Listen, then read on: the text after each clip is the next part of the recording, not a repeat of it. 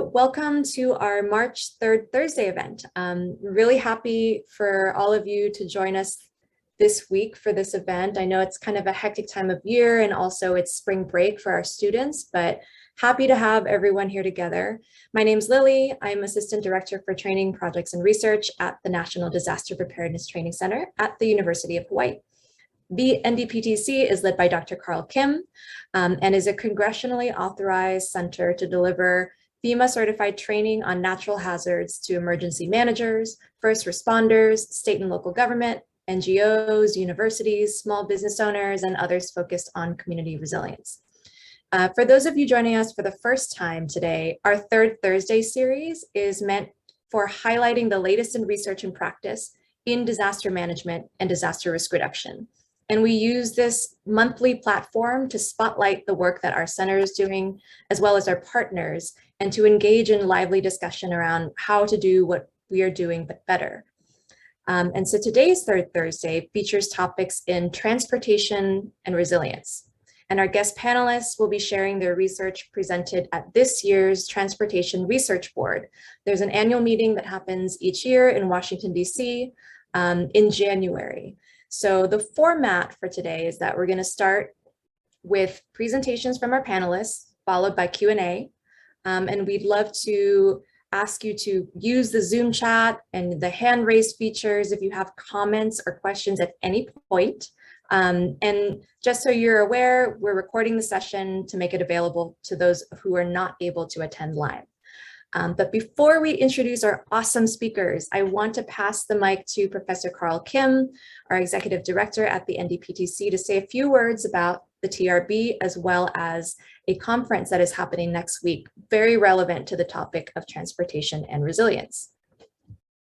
Thank you, Lily. It's great to see you all.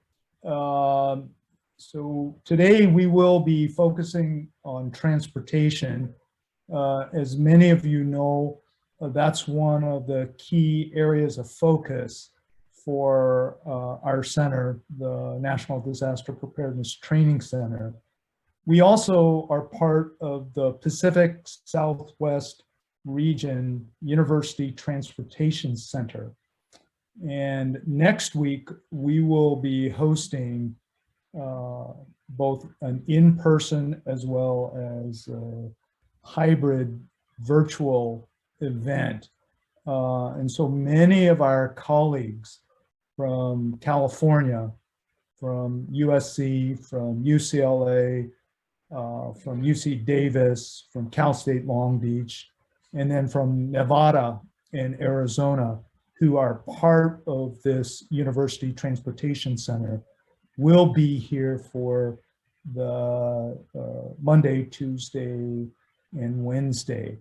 We'll be gathering actually face-to-face at Campus Center in the ballroom, starting from Monday morning, 9 o'clock, and running a half day on Tuesday.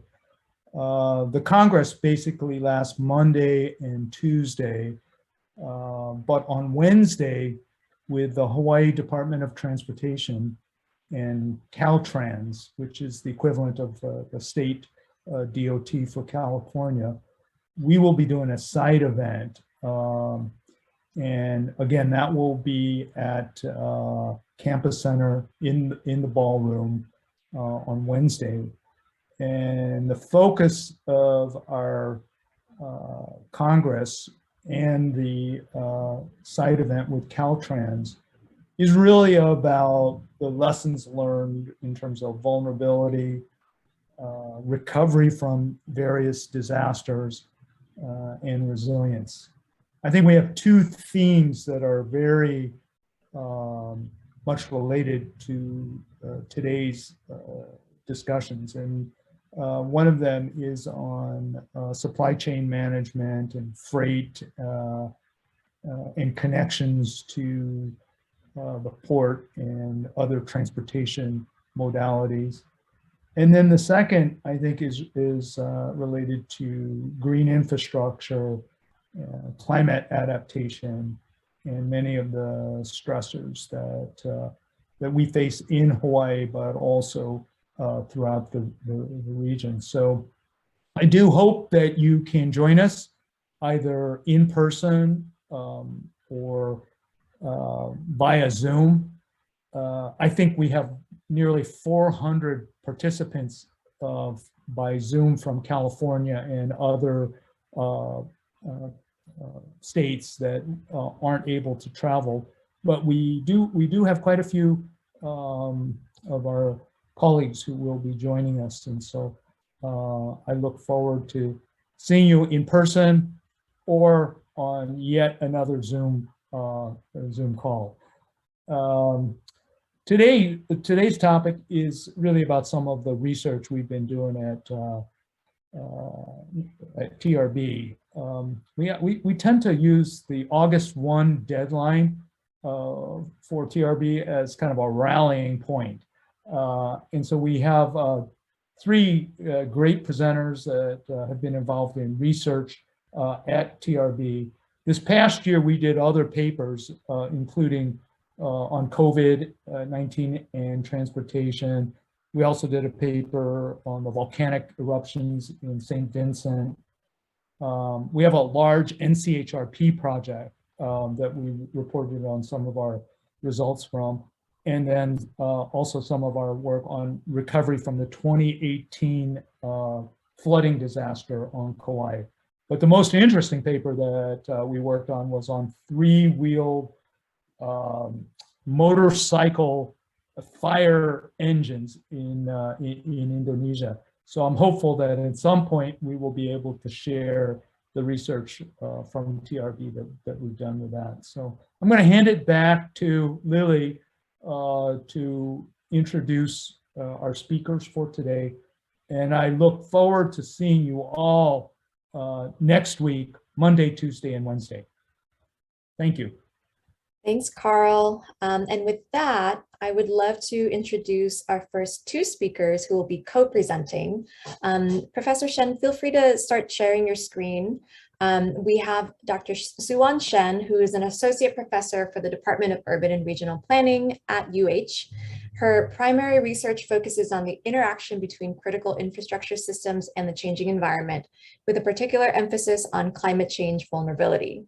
Suwan's work examines the vulnerability of critical infrastructures and explores the adaptation options to climate change using transportation and land use models, spatial analysis, and environment projection and simulations. She's currently working on projects investigating social sensitivity to the impacts of coastal flooding and transportation, especially for socially vulnerable populations through community surveys and social media data. And you'll hear some of her work today. She's joined by Dingyi Liu, who is a combined bachelor and master's program student in the Department of Oceanography and Department of Urban and Regional Planning at UH. His interests include climate change adaptation, transportation planning, and environmental planning. And with that, I will hand it off to Professor Shen and Dingyi. Thank you for the introduction, Lily. And great to see you all here. Thanks for joining us. Thank you for the opportunities to have us presenting here, sharing our research with you. So this is one of the papers we work on, exploring the potential impacts of future projected sea level rise on vulnerable populations. And in this research, in this paper, we specifically focus on elderly populations as a vulnerable group. And then we consider this as not only like what is vulnerable today, but also in the future projected years, how our people might become more vulnerable or less vulnerable to sea level rise. So this is a work that Carl has worked with us on together on this research, and it has been funded by the University Transportation Centers. So with that, without further ado, we'll just begin with that. So for today's presentation, we will have 4 parts, just going over the research we have done briefly. So we'll start with the introduction, literature review, and then followed by data and methodology we used, which Dingyi will present. And then I will talk about the major findings and the discussions for future research. So with that, I will turn it over to Dingyi after the introduction. Thanks, Dr. Shen, and thank NDPDC for this opportunity to present.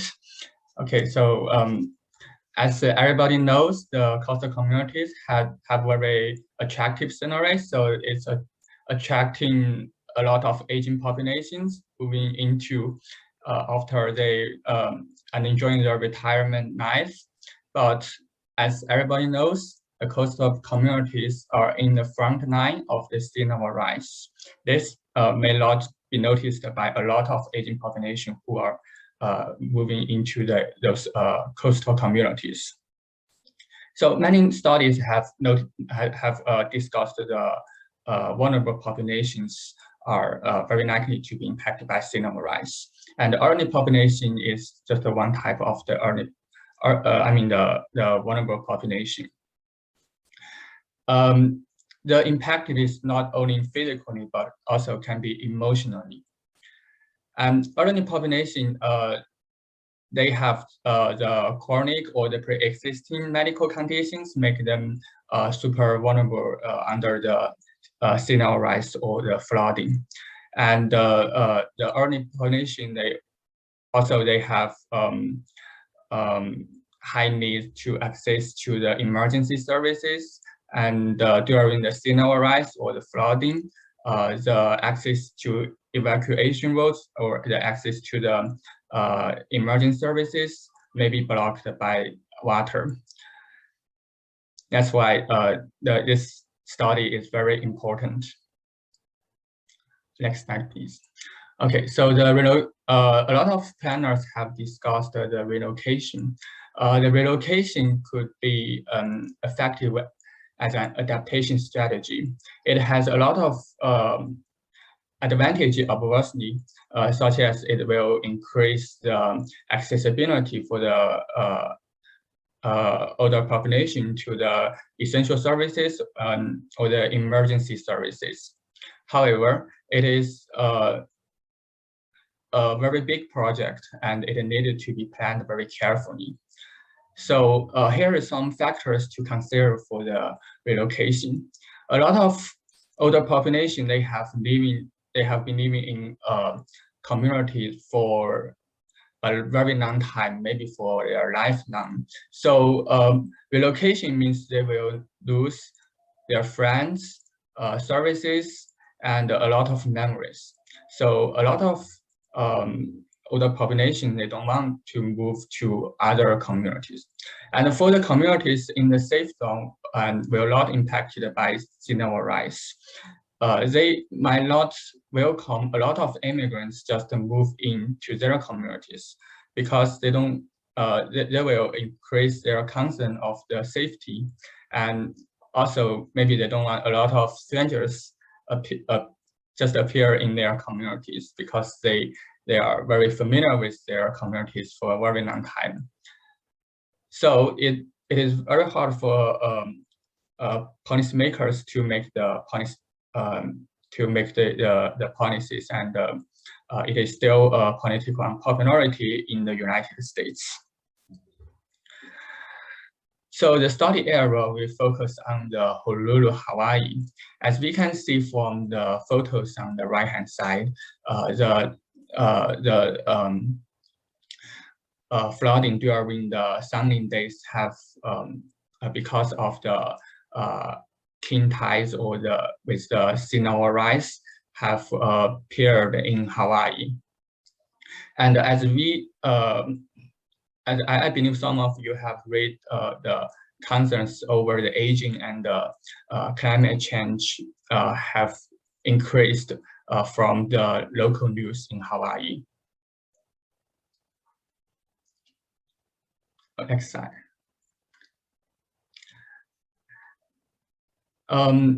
So from the IPCC, the most accepted sea level rise projection is 1.1 feet sea level rise will happen by year 2050. And from the Department of Business, Economics, Development, and Tourism of Hawaii, the state's urban population has grown by 73.5% since 2010, while the overall population has only grown 4.1% during the same period. Therefore, it is important to study how those growing elderly population will be affected by the sea level rise. So in this study, we consider the relocation into 3 different scenarios. The first is do nothing. It just allows the risk of the exposure and the vulnerability to increase. And the second scenario is relocation of elderly residents to nearby safe zones with no population density. And the third scenario is how relocating elderly residents to safe zones with high population density. We'll consider under those 3 scenarios how the change of the access to the emergency services and the essential services. So let's talk about the data we use and the method we use. So for the data we use, we access to the different GIS data. For example, the census tracts sea level rise 1.1 feet exposure, road network, and we use fire station for the essential services analysis, and we use the hospital and the clinic data for emergency services assess. And also we use the 2019 Honolulu census tract for the population projection. And we use the population projection method to project the population in each census tract in 2050. So this is the formula we use for the population projection. So basically, this formula is called cohort change ratio. On the formula on the top, so the numerator represents the population in the latest census data. For example, it is the 2020 census data for the population in their 30 years old. And the denominator means the population aged like 10 years ago or 20 years ago. And if the, for example, it is the census data in 2010 and the population in their 20 years old. So we had that the change ratio, and we multiply the 2020 census data in their and the 30 years old population by the second formula, and then we have the projection for the future 10 years, 40 years old population. By doing that, we have the population for the 65 years old in 2050. Thank you, Dingyi, for the introduction. So next, I will talk about some of the major findings and also our discussion for future needs of research. So first, look at these 2 diagrams, the maps we produced using the methodology and data Dingyi pointed out. So as you can see, the red dots represents the vulnerable elderly populations aged 65 and above.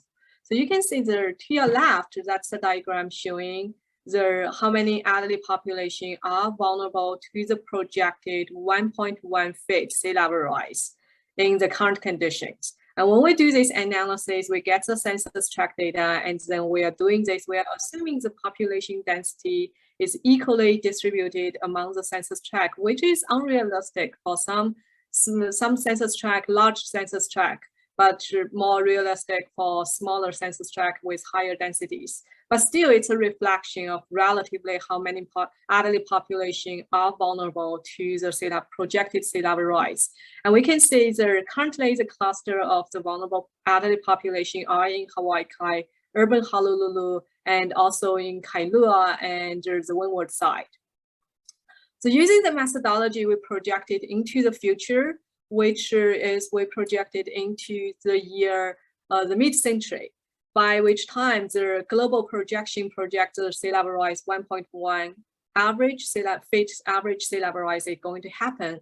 we found that there will be a lot of elderly population will become more vulnerable in places that's different from today.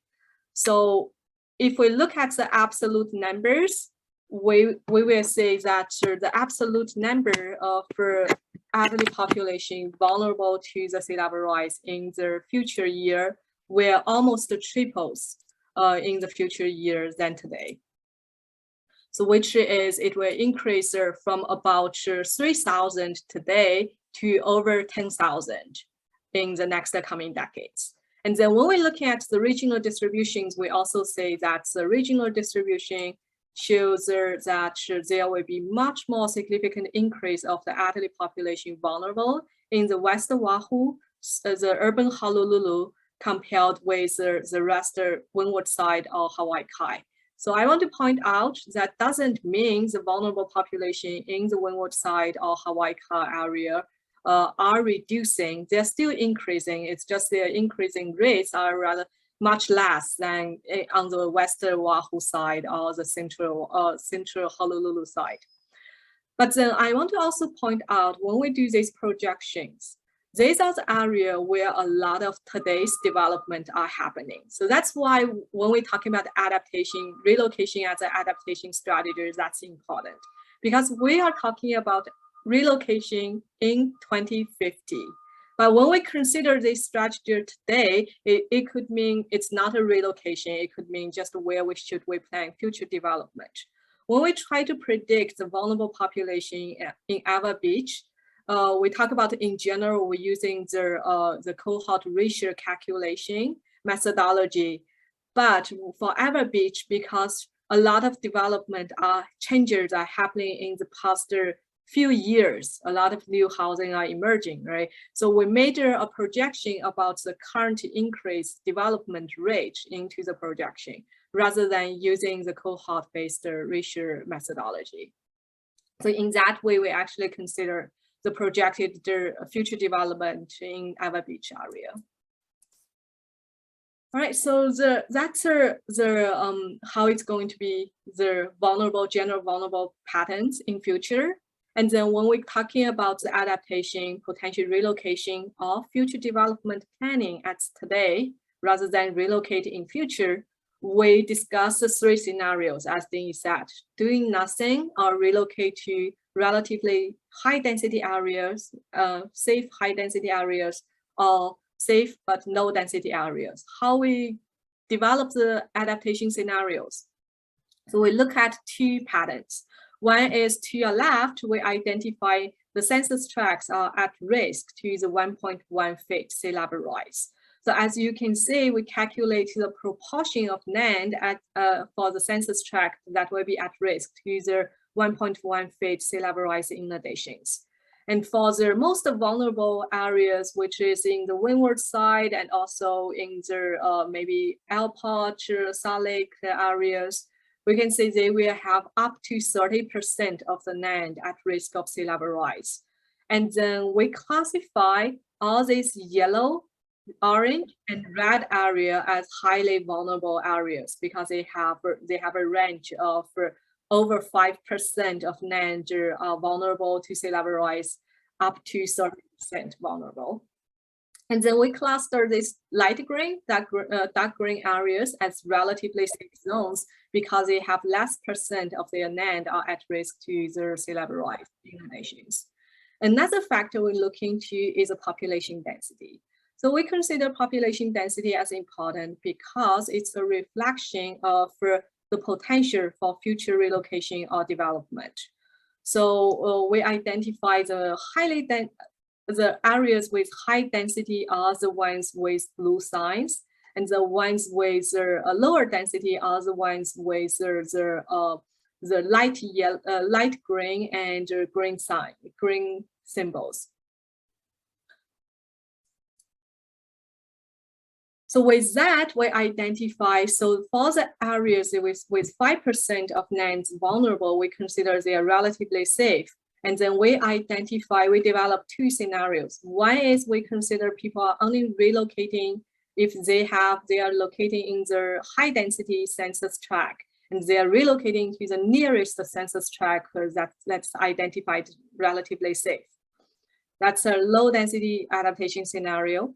Another, because we consider that there might be non-development constraints, and then the cost might be the primary issues. That's a rationale. And then another scenario we develop, we consider that people in these red zones, they're the highly vulnerable areas with a lot of elderly population vulnerable. They are relocating to the nearest census tract, but high density zones, these green areas. And then we develop these scenarios based on the rationale to maximize the existing infrastructure and maximize the compact development, urban densities, and from sustainability perspective.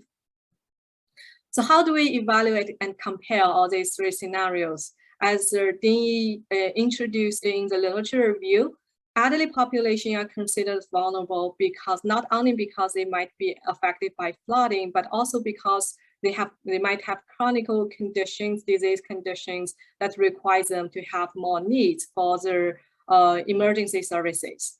So with that, we use emergency service access and hospital access as a key indicator to evaluate the efficiency of these adaptation strategies. And then we do that based on the standards, advanced life support response time standard proposed by National Fire Protection Association, and that is 8 minutes coverage.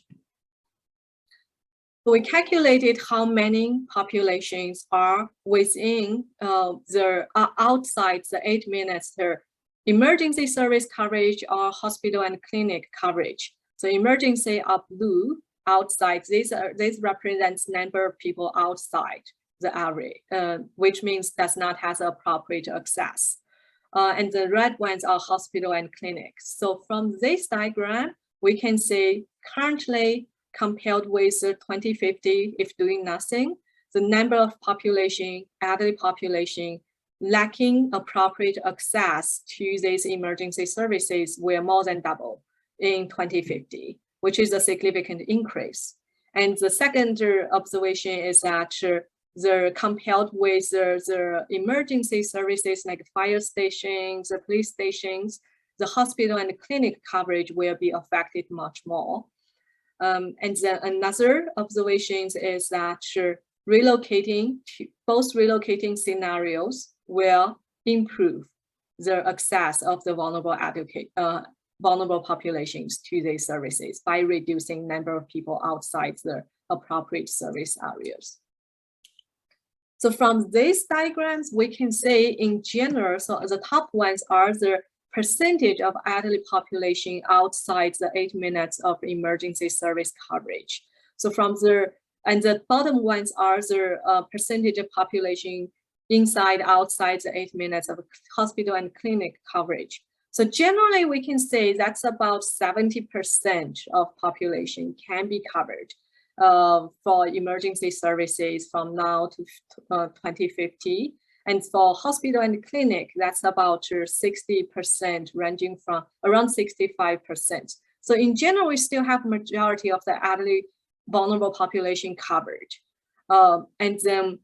But we can say that still emergency services are not as good, has better coverage compared with hospital and clinic coverage. But still, both of these, even look at the percentage, whether by absolute numbers or by percentage, we can say relocating to high density and low density are much better than doing nothing.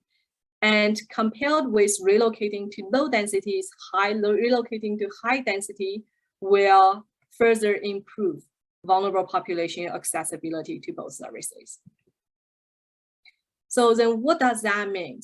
So in general, we consider relocation can be an effective strategy to improve certain elderly population, vulnerable population access in future, but it does not solve the whole problem. And also looking at the current status, we can say there's a lot of population, about 30%, more than 30% are outside without appropriate access to emergency and healthcare. So it's not a problem that's created by sea level rise or climate change. it's a problem that will be that become worse with the projected climate change and sea level rise. So going back to the root of the problem, so some of the things we should consider when we consider future development or when we consider relocations is that we need to consider some of the challenges, constraints, and other factors. So for example, for the relocating to the high density areas, which usually has better transportation, medical, and services. So that can include access time more than relocating to those density areas, but that might have challenge giving limited time, limited land and added cost of development in the high density areas. And then relocating to the lower density areas can also be challenged by, for example, residents or communities who want to preserve their neighborhoods and limit growth. So these are the factors we need to consider. We need more data about how do people want to relocate or create future development. What's their willingness to relocate, or how do they support the future development in future? And then on the other hand, we could also look at this at the existing infrastructure patterns. So look at these maps, diagrams. As you can see, these are the distribution of the existing infrastructures relatively to their services elderly population needs. The red dots are the fire stations, and the blue are the hospitals. Green ones are the existing residential care homes for elderly population. And the dark black lines represents the proposed light rail as well as rapid transit collections to the light rail. So as we can see in the urban Honolulu, there are a lot of the residential care homes clustered near the proposed rail stations, and then some of these are outside the most vulnerable zones from the sea level rise. So the next step of research should be related to how could we take advantage of existing infrastructure there, and then to plan future development or relocations. And then when we plan this development and relocation, we should keep in mind that it is not only the people there today are becoming vulnerable to the projected climate change. It's actually people who are moving or leaving their aging in place there by the mid-century or by the end of century are going to become vulnerable. So when we have the power, when we have the opportunity to shape where people can move to, where people can build their communities, where people can build their place attachment, we should take advantage of that and then try to make them have place attachment outside the flooding zones and to be in a relatively safer area. And also, as our research shows that relocating or development in high density areas can increase the access to emergency services in future as well. So we should also think about how could we prioritize this development and investment in the relatively high density zones consistent with the proposed infrastructure investment, proposed transit-oriented development plans in future. So some of the limitations of our research, definitely, first we use a relatively simplified population projection models, right? Just based on the current population growth patterns. So we didn't consider, for example, how would international immigrants or interstate immigrations the pattern might change in future. Let's say if there's more nature hazards on the mainland where people move more to Hawaii. And then we didn't consider, we consider the existing development patterns and project a similar pattern will happen in future, but we didn't consider if there's any other new development, and that's a future research we should think about. And also we are using the population data based on census tract. A more disaggregated population distribution models will help us to pinpoint to identify more accurately about where the vulnerable population are. So we are not only talking about a disaggregated population counts data, we're talking about disaggregated population data with their socioeconomic characteristics will be helpful. that's also consistent, a lot of the research, ongoing research about social vulnerabilities, about community resilience plannings as well. And then in future research, if we want to continue about this integrated transportation land use adaptations, we need more empirical data, more behavioral data regarding people's willingness to relocate and develop. And also we need to place this into a more broad view, which is that have to admit that climate change is not people's only consideration, and sometimes it's not people's priorities, right? People are dealing with other risk factors like structure maintenance, about evacuation, detection, warnings to hurricanes, to tsunamis, and people's considerations for evacuation and shelters. So we need to think about how could we, on one hand, addressing this maybe more urgent and more life-threatening near-term potential happened hazards, events, and risk factors, but also over the long term reduce the vulnerability to climate change. And then lastly, we need to consider that long-term residents, they probably prefer to age in place, they probably have the place attachment, and then we need to think about how to use that as the current community buildings in safer zones, or how could we mitigate that challenge when we try to relocate people to safer zones. And then future research, we need to discuss about improvement in mobility services, how would that affect people's future vulnerabilities, as well as community resilience perspective, like for example, mobility hubs, resilience hubs for the athletes to improve their self-sufficiency, and first mile, last mile collectivities will also be important. So with that, I will end our presentations, and thank you for your attentions. Thank you so much, Professor Shen and Dingyi, for sharing such an important study on a very vulnerable population on the islands. I would like to invite people to post questions in the chat. I want to make sure that Sequoia also gets enough time to present her work. But also I wanted to take a moment to connect what you just presented to something that our center is paying a lot of attention to, which is informed by FEMA's strategic plan. There's a lot of focus on climate change and equity moving forward. And so looking at exactly what you're researching, which is a very socially vulnerable population along coastal areas, which are also physically vulnerable, I think is just of interest to our academic community and also very relevant to the practice of emergency management. So thank you for sharing your work. So let's post questions in the chat. And then Professor Shen and Dingyi, feel free to respond to some questions there, but I'll also take some questions at the end of the session so we can do more of a discussion. Sequoia, feel free to start sharing your screen. And so I would like to introduce Sequoia Riley, who is a doctoral candidate at the Department of Urban and Regional Planning at UH. She's also a graduate research associate with the NDPTC and is defending her dissertation next month. So very exciting times. Her research focuses on environmental planning and management, green infrastructure, flood disaster risk management, and adaptive governance in urban and rural flood sustainability. I will hand the mic to her to present the work that she showcased at TRB this year.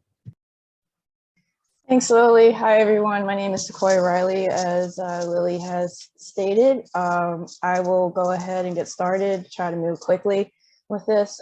So what was presented at the TRB meeting, the title of the paper and the project is Greening Roadway Infrastructure with Vetiver Grass to Support Transportation Resilience. Excuse me. Okay.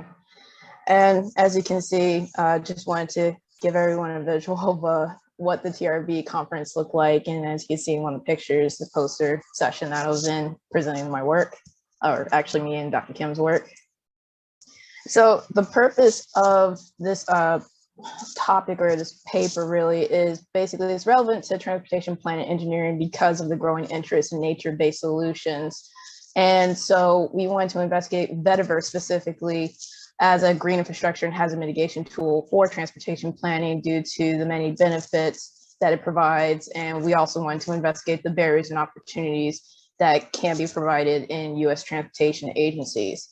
And so, as you can see, or tell of what is going on with the world right now, with specifically flooding, you know, with extreme events, poses a significant risk to infrastructure due to increase in urbanization, which in fact does increase more transportation networks, which degrades the natural processes of natural ecosystems, causing a lot of failure of these infrastructures to handle in more intense climate change impacts. And that and these kind of impacts are erosion, landslides, piping, overtopping, you name it. So many of the infrastructures can be repaired and retrofitted with Vetiver in a green and cost-effective manner. So what is Vetiver? Vetiver is a non-woody grass. It's environmentally friendly. It's been used for agricultural application purposes all over the world, and it can be used, again, as I stated in the previous slide, for hazard mitigation purposes, specifically for flood and landslides and soil erosion. And I also like to add that it's also non-aggressive and non-invasive species. So just to go a little bit into like what green infrastructure is, it is an ambiguous concept. There is no one definition or concept of what green infrastructure is, but for this research, the concept or definition is it is a multi-spatial nature-based design approach, as it provides multiple long-term benefits, which are social, economic, and physical, and is extremely adaptive, as I stated before, with gray infrastructure, because they are having major issues with handling the more intense climate change impacts. Vetiver is, and green infrastructure overall, is considered a very adaptable resource, seeing that, green infrastructure is not really as adaptable. So just to give you all a visual really quickly of what Vetiver looks like, it's the very top picture. And I've also provided other green infrastructure visuals just to give you guys an idea as to what the green infrastructure tools are out there. And basically the scales from the very top with Vetiver can be used from small up to large, where we lead to the permeable pavement. So as far as the highway and transportation applications of looking into Vetiver, well, there's many examples of Vetiver that have been used globally, such as Australia, Brazil, Fiji, and Vietnam. It has been used for a buffer to roadways to support filtration and flood control, hillside stabilization, and erosion reduction. And so I bring this up because, unfortunately, here in the US, there's very few studies evaluating its effectiveness in protecting roadways within the US. Cases were limited in scope and not widely applied in the transportation sector. However, it has been incorporated into smaller projects.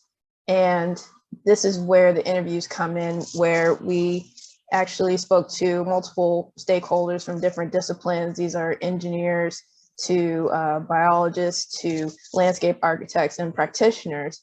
And these interviewees were consulted in person or by telephone and or email. And so a lot of what we've been told from these stakeholders is that Vetiver is rarely used within the US, not widely used for hazard mitigation purposes, and it's only been, as I stated before, incorporated into smaller projects, more so for wetland mitigation, if you will, or more like just the aesthetics of wetlands. So what was also discussed with the stakeholders, and also what we found from conducting our literature reviews, that there are various barriers to adopting and implementing Vetiver for transportation networks. And there's various factors that play into, why it's considered suitable. But the thing is, the barrier is that there's a lot of reliance on the conventional gray infrastructure, because there's more data provided in discussing the benefits and the social returns with gray infrastructure compared to the ecological benefits with Vetiver. And this includes, planting and roadway maintenance as another barrier. Not many people, or really engineers specifically, know what kind of maintenance would be needed for that. And then there's also concerns, socially and culturally, as far as the long-term impact on native species. So while there are these various barriers, there's still many opportunities that can be done to look more closely into using or adopting or implementing Vetiver here in the US for transportation planning. And so one of those opportunities, you know, we can integrate it with living shorelines and watershed management. And also we can also integrate it with gray infrastructure, existing gray infrastructure to help increase the resiliency and sustainability of the communities. But in order to do that, more training and education to increase the capacity, ability of understanding these green infrastructure tools and Vetiver specifically needs to be done. And more collaboration across disciplines also needs to be done to develop a more holistic approach and integrative approach. Therefore, there really needs to be more stronger advocacy. So here's an example of an evaluation framework that we had put together from our literature review, basically showing what key functions are needed to be able to plant vetiver in a suitable area, along with the general information going from precipitation to area for treatment to tree cover, and then also just other factors and other concerns as far as planting and maintenance, wildfire risk, which I would like to add, it is resistant to fire. I bring that up just in case if anybody had any questions about that. And then, as stated before, with the social and cultural barriers, is, you know, looking at more so native species that can function, operate similarly to vetiver. Here in Hawaii, and I will go into the next slide of why I'm showing you guys this, is that, you know, there have been several plant species that we found that can function just as similarly as vetiver, going from lovegrass to peewee grass to pala'a and makaloa. And so the case study that we looked into was North Shore Kauai, as they had recently experienced a flood and landslide and soil erosion issue in 2018, and a repeat of a landslide in the same area in 2021. We found, based on the framework, that all site variables are present in the case study site. Vetiver could have been used along major and minor roadways, but more focus was on using gray infrastructure because that seemed to be the better option as far as financial returns and just a quicker turnaround to get the roadways back to what it was pre-disaster. So overall, as you can see, the reality is more complicated. Again, aesthetic and cultural values play into, you know, whether there's an agreement of using green infrastructure or not. Also looking at costs and benefits. And again, you know, there needs to be better study and tests and implementation of green affordable solutions, as it is considered adaptable and the threshold can be expanded way more in handling flooding specifically compared to, you know, gray infrastructure such as draining pipes. Training and education is definitely much more needed. We need to integrate green with conventional gray infrastructure to increase the resiliency and sustainability of communities. And there also need to be new governance approaches. And what I mean by new governance approaches is we need to include not just government officials, but also communities who are being impacted and live in these areas that are being impacted by this climate change impacts that are really affecting them more so than anyone else. So in conclusion, there's limited awareness and understanding of how specific tools like Vetiver can be used more widely in transportation projects. Therefore, we need more interdisciplinary, transdisciplinary convergence as far as discussing what other green infrastructure approaches or green approaches can be used, and also including people from different disciplines to get involved in these discussions. As you can see, there's a lot of relevance to other states within the US that Vetiver can be applied to, but you know, coursework development, policy funding, priority changes, and evaluation to build it back greener needs to be definitely considered. And planning must be looked into growth and improving the quality of life to help those, especially underrepresented communities, to get to have that sense of place and feel that there is resilience within their communities against these climate impacts. Excuse me. Okay, so just to recap, we need to address the barriers through education and training. Research on both successful applications and benefit cost analyses needs to increase, and more engagement and convergence across disciplines are also needed. So the next steps are collaboration with the TRB AKR 20 Roadside Maintenance Operations Committee and AKF 40 Landscape and Environmental Design Committee, as they have a guide for transportation, landscape, and environmental design, which is a good resource. We need more long-term monitoring and evaluation, create more like in situ areas to test out and monitor and evaluate how effective Vetiver can be for transportation networks in regards to climate change. But again, native species may be preferable in some areas compared to Vetiver, but we should not really rule out Vetiver specifically. And we also need to start examining a project where Vetiver and other green infrastructure could have been used. I apologize if anybody hears a dog barking. Could have been used more extensively. And then we also need to integrate local knowledge and build more just, sustainable, and resilient communities. So this all is related to NDPTC because there are several NDPTC courses that have been developed that can help with reducing climate risk and transportation planning. One of them is the Green Infrastructure and Nature-Based Solutions that was recently developed late last year and has been tested out in the beta stage. And then there's also land use planning and hazard mitigation. And then also climate adaptation for emergency management, floods or hazard science and preparedness, and community planning for disaster recovery. And then lastly, planning for disaster debris management. So here's the link to the paper that has been published with Dr. Kim and I being 2 of the 4 authors. And here's the link as well. I'll also post a link in the chat as well if anybody's interested. And mahalo nui loa. Any questions?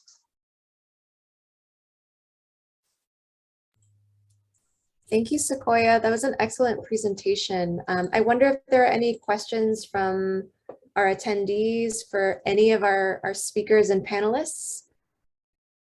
Feel free to ask them out loud as well. You don't have to necessarily type your questions in the chat. I know we have quite a broad audience of students from UH and some of our instructors from NDPTC, as well as others from the wider network and community.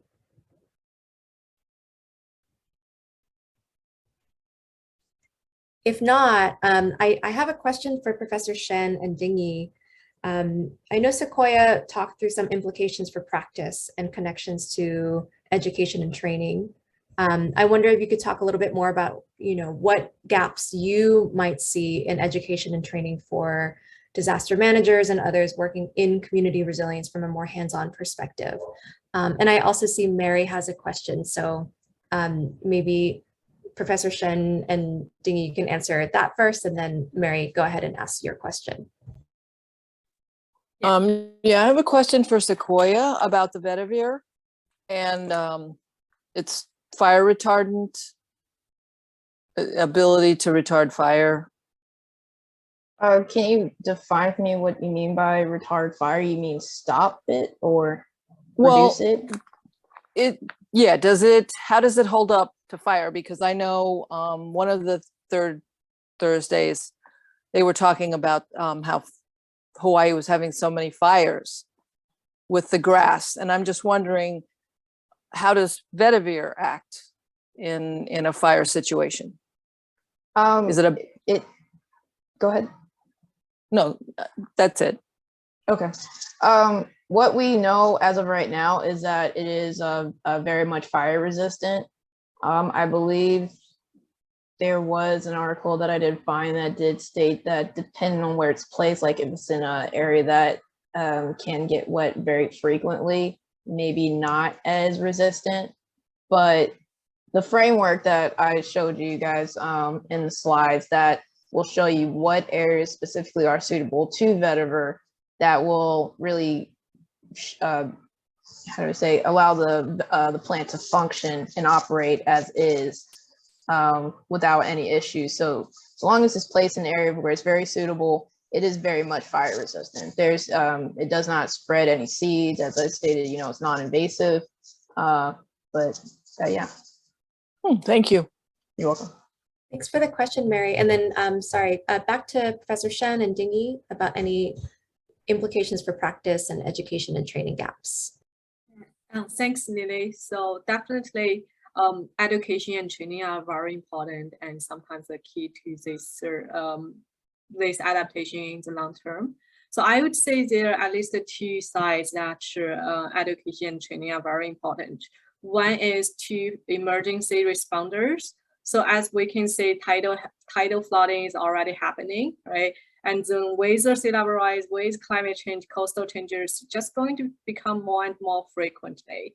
So I think we need trainings and education for the first responders about how can they respond to these situations when they are carrying out their missions, right? When they try to access the vulnerable populations, the vulnerable communities, when they have this road being blocked by the floodings, how should they respond?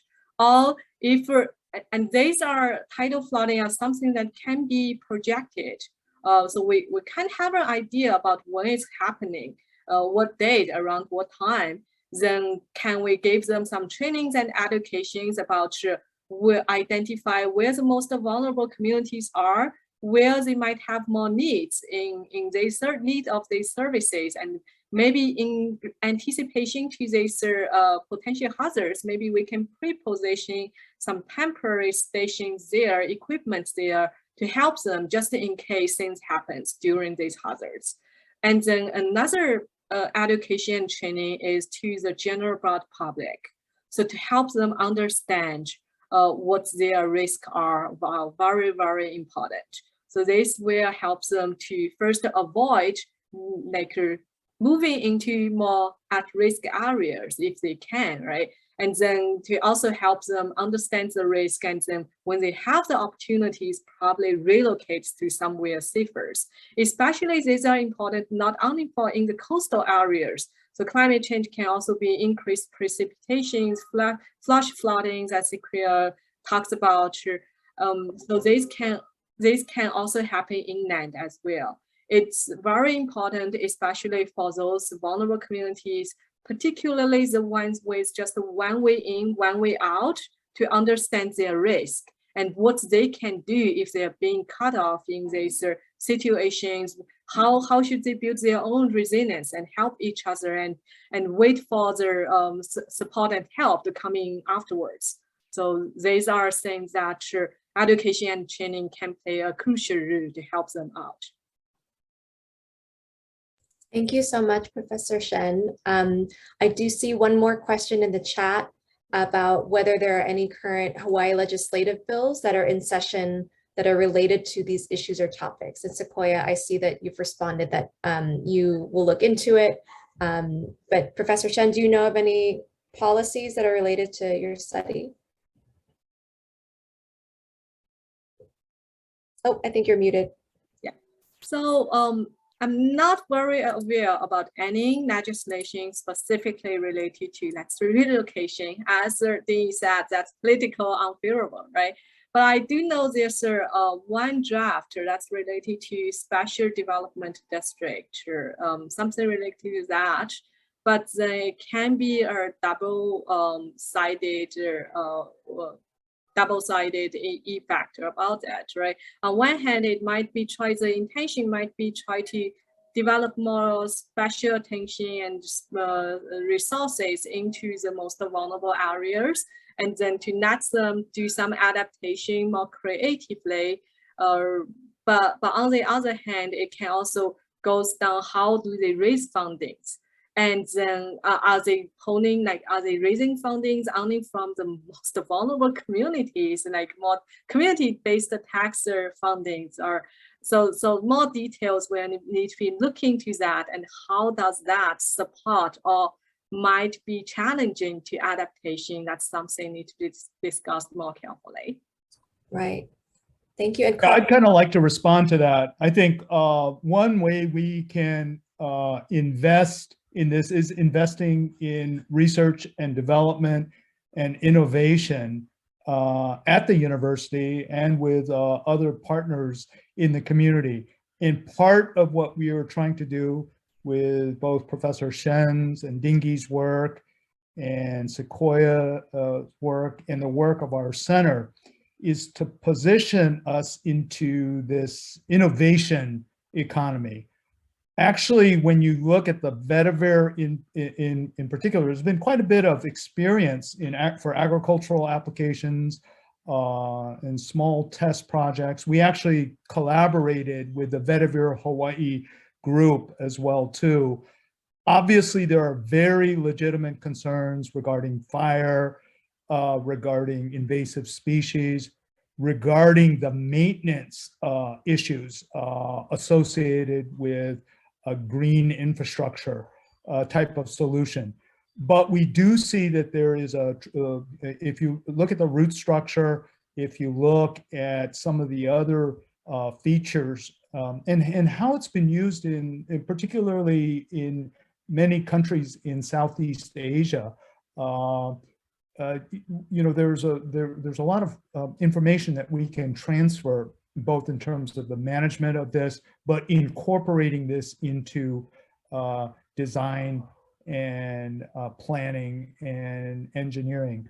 So part of this, which I think is really important, is again, to do more testing, to do more piloting of these types of solutions. And then rather than just do what we've done before in the past, or, you know, one of the challenges that we face with green infrastructure, nature-based solutions, is there aren't the kinds of standards and guidance compared to built systems.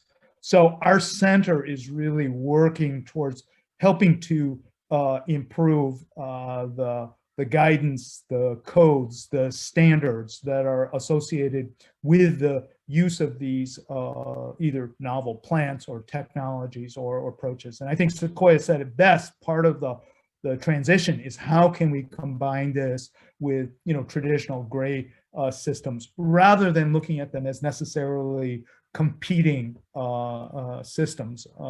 Is there a way that we can work together? And so many of you all, the subject matter experts, the others that come from the various supporting disciplines, we think that not just from the legislature and from the state of Hawaii, but also nationally, internationally, there's a lot of interest in, because we just can't keep pouring concrete. And we have to come up with more cost-effective systems. And if you look at the differences, the requirements, the material requirements, the other requirements that are associated with it, and then just this amazing root structure that I think, I mean, it does have other benefits beyond just the ones that we've described. So, but anyway, really, really great to see you all.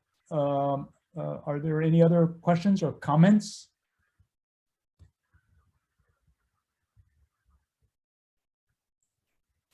All right, well, hearing none, I think I would like to bring our March 3rd Thursday to a close.